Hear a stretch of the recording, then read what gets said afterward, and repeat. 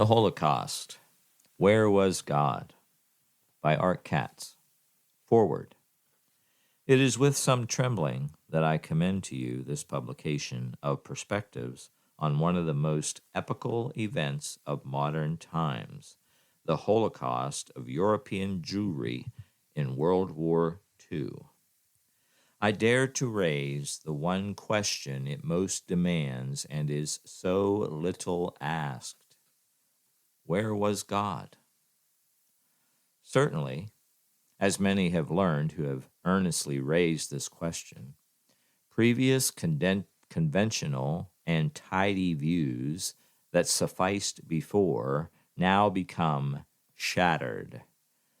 We must either forsake entirely our inadequate faith and be abandoned to a worldly cynicism, or be brought into new and unplumbed depths in the knowledge of God that must radically affect and change everything.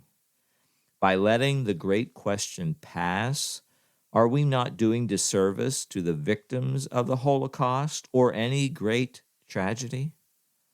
Let us not rob our own humanity of that which distinguishes it, namely, the ability to seek ultimate meaning in the face of seeming meaninglessness. I am encouraged in this endeavor by the salient remarks of the well-known Scottish writer Oswald Chambers, whose devotional book, My Utmost for His Highest, has blessed generations of readers. His entry for July 29th reads, "There is a connection between the strange providences of God and what we know of Him, and we have to learn to interpret the mysteries of life in the light of our knowledge of God. Unless we can look the darkest, blackest fact full in the face without damaging God's character, we do not yet know Him." My emphasis here and throughout the book, so from unless until know Him, was all in italics, and Art was letting us know that was his emphasis, and that's how he's going to emphasize things throughout this book. I dedicate the 6th edition of this faint, exploratory book to those courageous readers willing to, in quotation marks, turn aside to see this burning bush that will not be extinguished.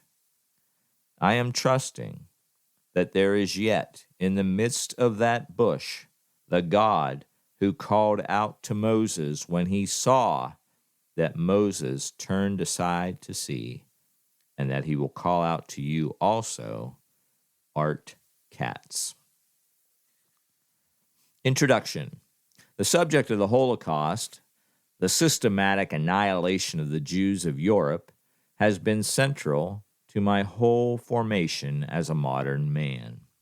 As an atheist, I intuitively knew that the key to the meaning of human existence and the predicament of life was to be found in the graves of the victims. As a modern Jew growing up in New York City, my whole life from adolescence on was an existential cry for reality and purpose. Coming to early manhood during World War II, it was not long before I learned of the Holocaust's horrifying statistics. I was absolutely devastated, as were many Jews, and indeed, the Holocaust continues to be the indigestible lump of modern Jewish life on account of the magnitude of what took place. This lifelong concern set me on a course to understand the enigma of how we could be systematically annihilated, not by some primitive people, but by one of the most eminently civilized nations on the face of the earth, Germany. It was a people with whom many German Jews had had a long-standing love affair, even to the point of celebrating Germany as the messianic alternative. We naively thought that if the entire world could be as German civilization, then that would be the equivalent of the Messiah's coming. We had apparently lost the true biblical expectation long before and had settled for something that was ethically, morally, and culturally impressive.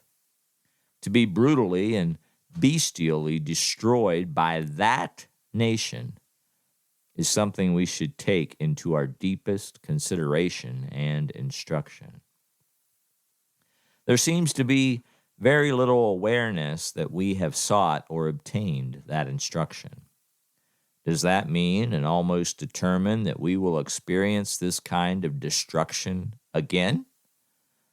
The only thing that can be more tragic for us Jews is to have suffered ultimately and still not to have properly understood what that suffering meant. There has not been any event in recent history that has prompted more writing or more research.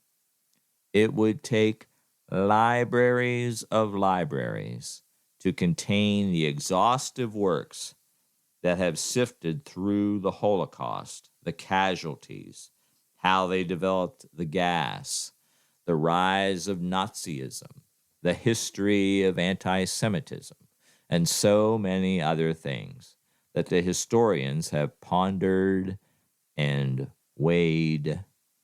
But there is very little literature at all on the issue of where God was and why he allowed it. Among the things the Holocaust reveals for many of us is that we have naively and idealistically subscribed to traditional notions about God. Where was the God we subscribed to, who should have revealed himself as God in power and ability to intervene, but instead was silent? It raises the question of either a God who has a moral defect revealed in his indifference to suffering, particularly of his own people, or a God who is powerless to effect any change, or simply a God who does not exist. We are considered a brilliant people and the writers of many books. We are even called the people of the book. But the great anomaly is that we do not know the very book for which we are known. Even with our more religious contingent, are we not more occupied with the rabbinical commentaries than with the book itself? Can we not believe that the same God who inspired perhaps our greatest service to the victims of all our historical calamities, and especially the Holocaust, would be to begin to consider these painful issues in light of our scriptures? Let me read that again.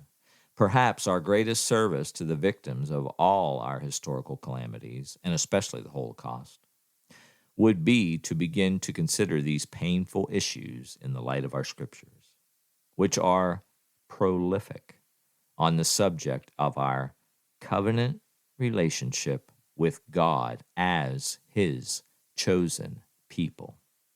Finally, this book is not written for our historical curiosity. We believe that it has a present and future implications of an enormous kind when seen in the light of the biblical perspective. Chapter 1. Interpreting the meaning of the Holocaust. The Holocaust brings up for examination things we never would have considered unless they had been forced upon us through having to experience or be in close proximity to the painful event. When something of this proportion takes place in history, the interpretation of it, or the lack of an interpretation, is enormously consequential. The most tragic thing would be that the event itself should not be properly understood in the way that we believe God intended. And this is what we propose to examine. I visited Dachau concentration camp in the early 1950s as an indignant, self-righteous Jew with a fervent hatred for the Germans. The camp was in very much the same condition as it had been during the war years. So there was something still of the grim reality of whipping posts and electric barbed wire. It was a horror. The stench of death was still there. I saw the stark reality of the remains of the victims. Their bones and ashes had been left in the ovens. After 8 years, there were refugees still living in the camp. I remember putting my hand on the smokestack to somehow bring home the reality of it. Something blew in me. I could no longer go on with the naive view of, in quotation marks, good guys and, in quotation marks, bad guys. I was being exposed to the grit of reality beyond my conceptual ability to understand it. Up to that moment, I had been convinced that I understood the Holocaust because I was always deeply concerned about it. But now I was touching a horror that eclipsed those naive categories. The Holocaust was a shocking assault on every belief that the 20th century was an age of progress, of human betterment, or any other thing for which men had hoped, all the more since the architects of the Holocaust were considered to be the most enlightened nation on the earth. This not only plunges, but also twists the knife in right up to the hilt. If it had been perpetrated by an obscure and primitive nation, we could more readily understand it. Germany, however, confronts us with an ultimate contradiction, and for those willing to peer into that contradiction, some of the greatest depths of revelation about the human condition and about God are reserved and waiting. Let me read that again. Germany, however, confronts us with an ultimate contradiction, and for those willing to peer into that contradiction, some of the greatest depths of revelation about the human condition and about God are reserved and waiting.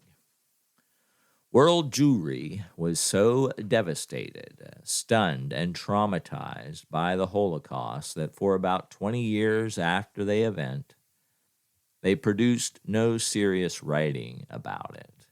It was only more recently that we could bring ourselves to go back and examine what happened. Some writers have suggested that the Holocaust cannot be critiqued or understood, that it lies beyond man's capacity to understand. And if that is true, then it is even more tragic.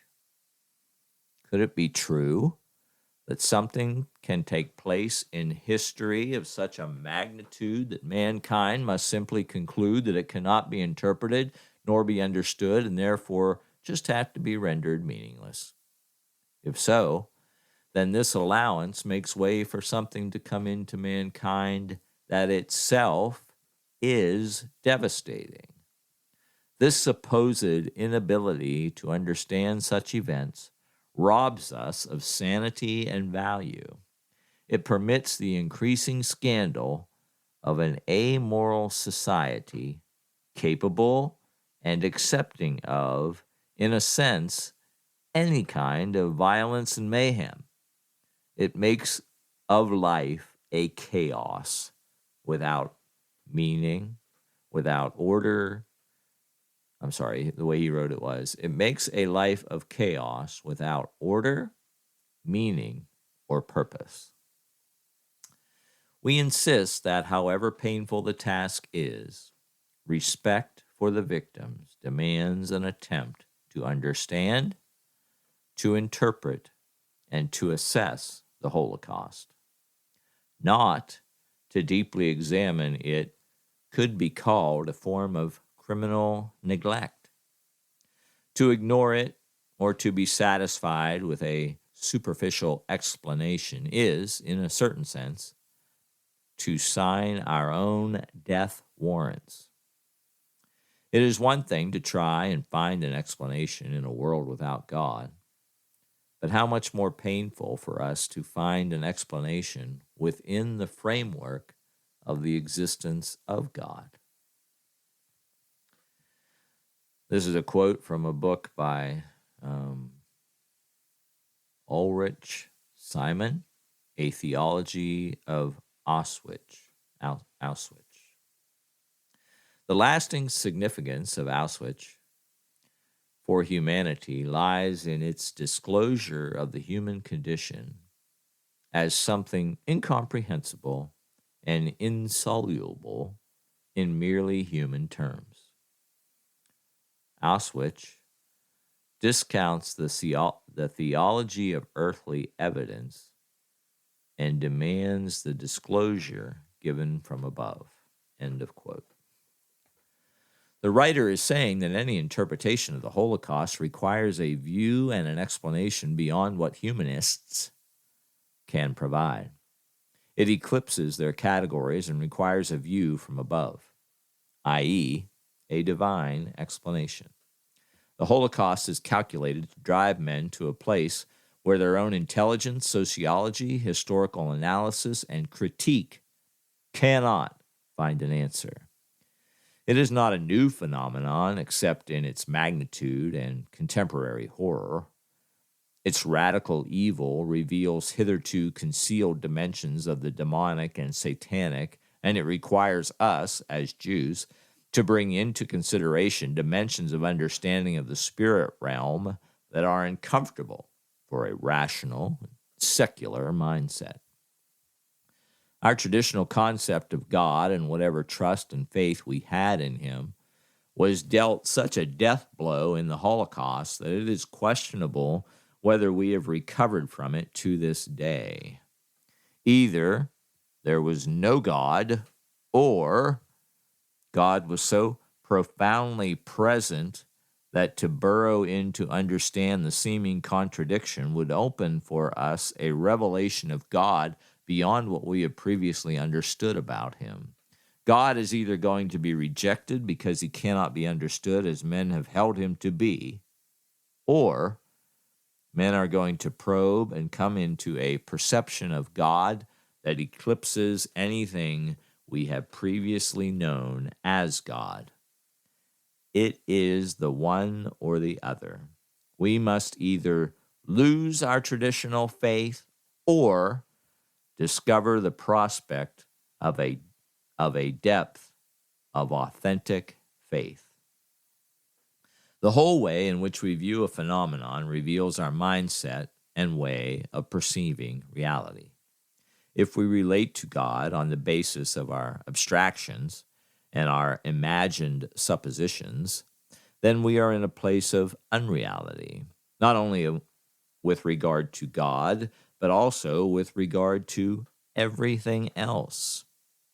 God is the ground of reality, not what we think of him to be or what we would ascribe to him, but what he has demonstrated his character to be, especially in the hard dealings with his own people and in the mercies that follow. What a remarkable lesson the Holocaust is for time and eternity. In it, there are depths to be learned that could have not been provided in any other way.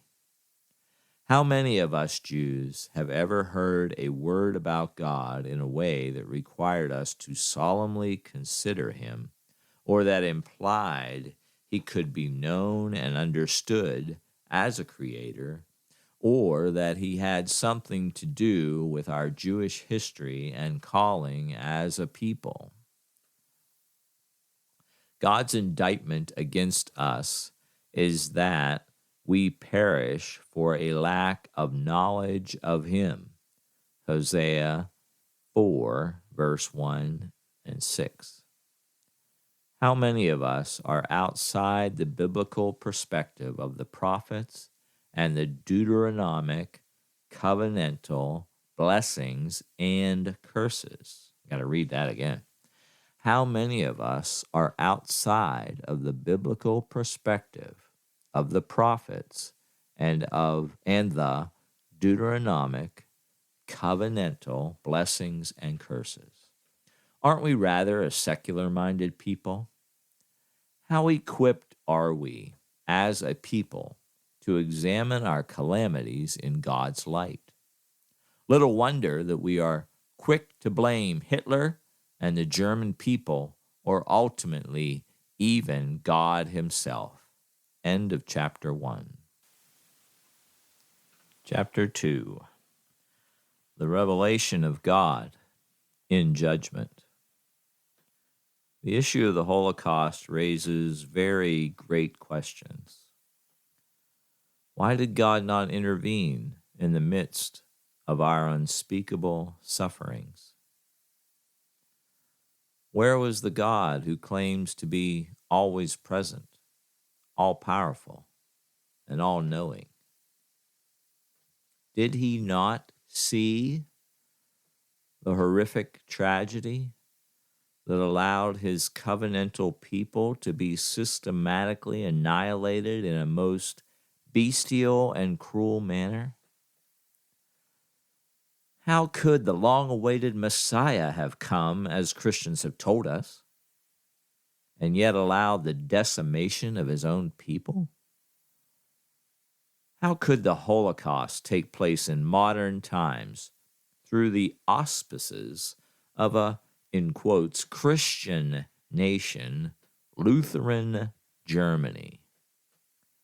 What kind of God is he, whom we thought to be righteous, merciful, and just, who could look down upon that horror and allow it?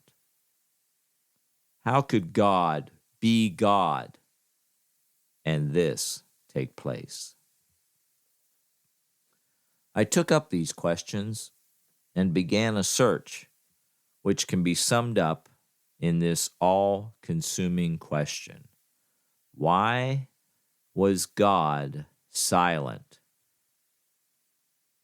If Nazi soldiers could throw Jewish infants up in the air and catch them on their bayonets, or shoot at them for target practice, or if they could take infants out of the arms of their mothers and throw them alive into troughs of burning gasoline, then I was left with one of two options: either to agree with many commentators that God is dead, or accept the testimony of our scriptures that God's silences are in direct proportion to our sin.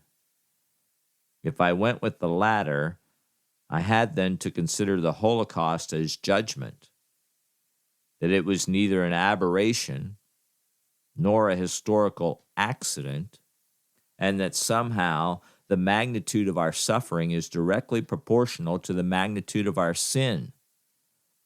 Can there be only one meaning, then, for Jewish suffering, namely that phenomena such as the Holocaust are the judgments of God on a people who have forsaken the true knowledge of him and who have neither walked in his covenants nor fulfilled their obligation to be his witness people? If God works in history as we believe he does, then we can better understand on the basis of biblical testimony that he works through men and through nations as the rods of his chastisement. So, could the Holocaust be his work? If so, it is one of his strange works, in quotation marks, spoken of in Isaiah 28, verse 21. And again, could it be his judgment?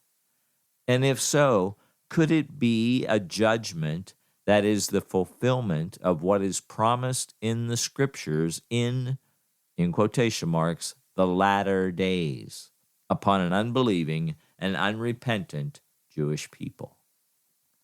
The phrase, in quotation marks, the latter days, is understood to be the period of time just prior to the establishment of the Messianic kingdom.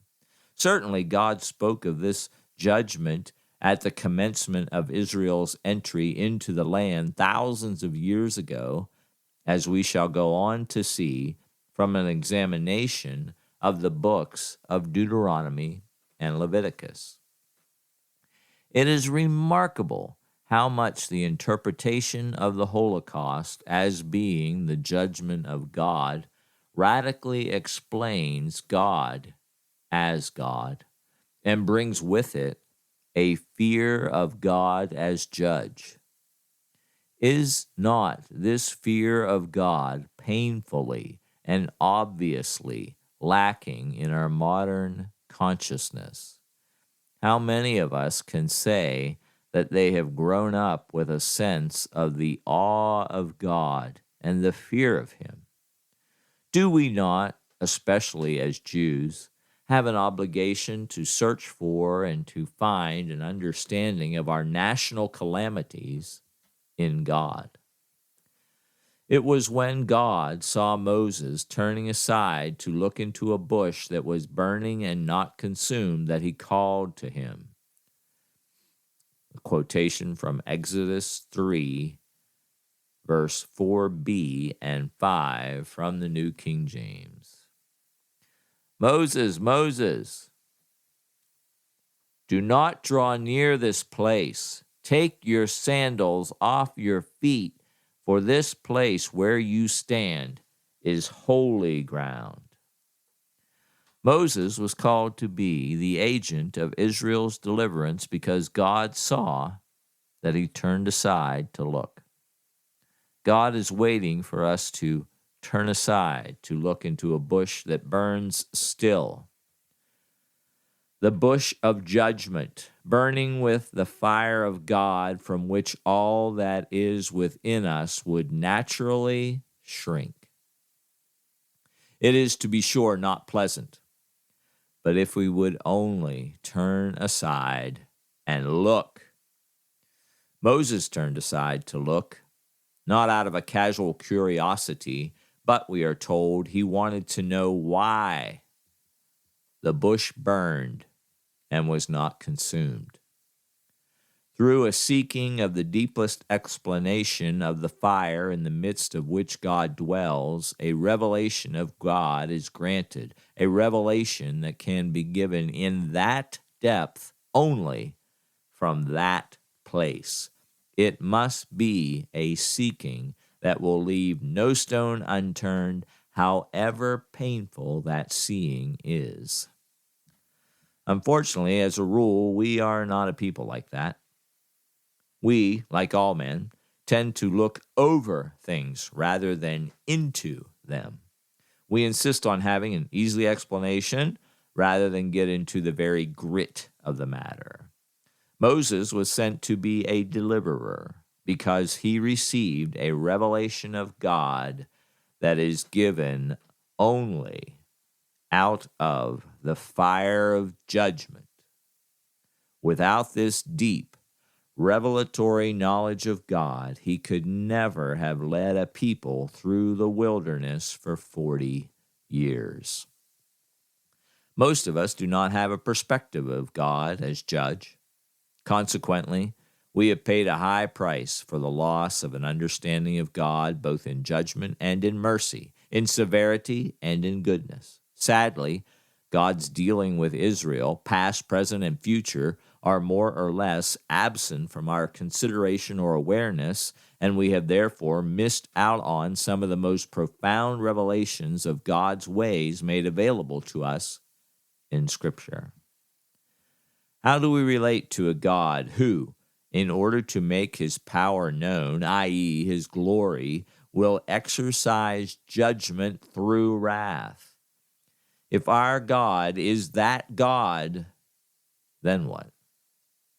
What if God would go so far as to employ wrath and judgment to make his power, his name, and his glory known? Biblical wrath, or the judgment of God, is devastating and is a calculated offense against our religious projections of what we would like God to be and how we would like him to be known. There is something revealed about God in judgment that portrays him as he is, that cannot be seen in any other way. Yet, it is this one aspect of the attributes of God from which we instinctively shrink. We find it difficult to reconcile the God who is mercy and love and just and right. I added an and in there. We find it difficult to reconcile the God who is mercy and love, just and righteous, with a God who would be the judge to bring affliction of this magnitude on mankind, and particularly on Jewish mankind. But if our God does such things, then the most distasteful, the most painful, and the things most calculated to destroy our own religiosity become the most precious and true revelations of God. From God's perspective, we believe that the magnitude of the Holocaust can only be understood insofar as it points to a larger meaning. For example, the subject of eternity. Gods, meaning the possessive form of God with an apostrophe on the end, gods allowing of babies to be thrown into troughs of burning gasoline would make no sense if the end and purpose for their lives were merely that end. It is only in the hope of averting another fire, one that is inextinguishable and eternal, that makes this fire in any way comprehensible. If the one will teach us and save us from the other, then it makes supreme, eternal sense. But if the Holocaust is judged only in the context of time itself, then the ovens of the death camps would have little or no significance or meaning, and all of that death and suffering would have been in vain. How far will God go to bring man into the necessary awareness of eternal matters? One can ask whether our past calamities were not also God's attempt to gain our attention in order to turn us from the complacency of religious and philosophical self-satisfaction and to turn us from a course that would result in an inestimable eternal loss.